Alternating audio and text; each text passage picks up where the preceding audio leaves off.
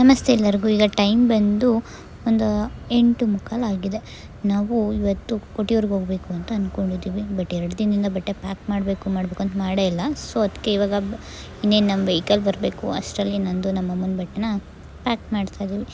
Pack ಎಲ್ಲ ಮಾಡಿ ನಾವೆಲ್ಲ ಅಂದರೆ ಅಕ್ಕಪಕ್ಕದ ಮನೆಯವರೆಲ್ಲ ಹೋಗಬೇಕು ಅಂತ ವೆಹಿಕಲ್ ಮಾಡಿದ್ದೀವಿ. ಅದು ಬರೋ ಅಷ್ಟೊತ್ತರಲ್ಲಿ ಒಂದು ರೀಲ್ಸ್ ಮಾಡುವ ಅಂತ ಹಾಗೆ ಒಂದು ರೀಲ್ಸ್.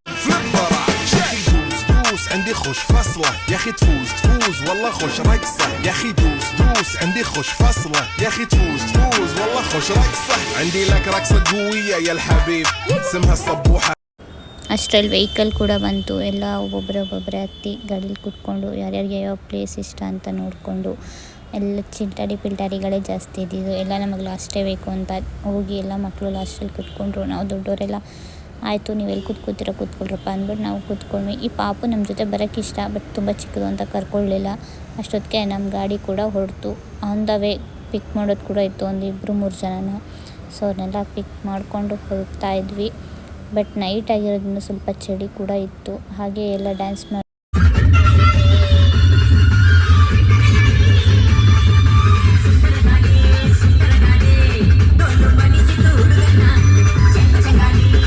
ಡ್ಯಾನ್ಸೆಲ್ಲ ಆಡಿ ಸುಸ್ತಾಗಿ ಎಲ್ಲ ಮಲಗಿದ್ವಿ.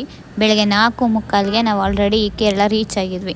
ನಮ್ಮ ಡ್ರೈವರ್ ಎಲ್ಲರನ್ನೂ ಎಬ್ಬರಿಸಿ ಬೇಗ ಇಳಿಗಿ ಅಂತ ಇಳಿಸ್ತಾ ಇದ್ರು. ನಾವು ಅಷ್ಟೊತ್ತಿಗೆ ಇಳ್ಕೊಂಡು ಬೇಗ ಸ್ನಾನಕ್ಕೆ ಹೋಗುವ, ಯಾರೂ ಇರಲ್ಲ ಅಂತ ಇಮ್ಯಾಜಿನ್ ಮಾಡ್ಕೊಂಡಿದ್ವಿ. ಬಟ್ ಅಲ್ಲಿ ಇರೋ ರಿಯಾಲಿಟಿನೇ ಬೇರೆ ಆಗಿತ್ತು. ಹೋಗಿ ನೋಡಿದ್ರೆ ಎಷ್ಟು ಜನ ಇದ್ದಾರೆ ಅಂದರೆ ನಮಗೂ ಮುಂಚೆನೇ ಬಂದಿದ್ದಾರೆ. ನಾವು 4:45 ಬೇಗ ಅಂದ್ಕೊಂಡ್ರೆ ಅವ್ರು ನಮಗೂ ಮುಂಚೆನೇ ಬಂದಾಗಲೇ ಸ್ನಾನ ಮಾಡ್ತಿದ್ದಾರೆ. ಆ ನೀರಂತೂ ಫುಲ್ ಕೋಲ್ಡ್ ಆಗಿತ್ತು. ಸರಿ ದರ್ಶನಕ್ಕೆ ಹೋಗುವ ಅಂತ ಸ್ನಾನ ಮಾಡ್ಕೊಂಡು ರೆಡಿಯಾಗಿ ಎಲ್ಲ ದರ್ಶನಕ್ಕೆ ಹೋದ್ರೆ ಅಲ್ಲಿ ಜನ ನೋಡಿ ಗೊತ್ತಿಲ್ಲ ಶಿವನೇ ಭಕ್ತಿದಾರಿಯು, ಗೊತ್ತಿಲ್ಲ ಶಿವನೇ ಭಕ್ತಿದಾರಿಯು, ಗೊತ್ತಿರುವುದು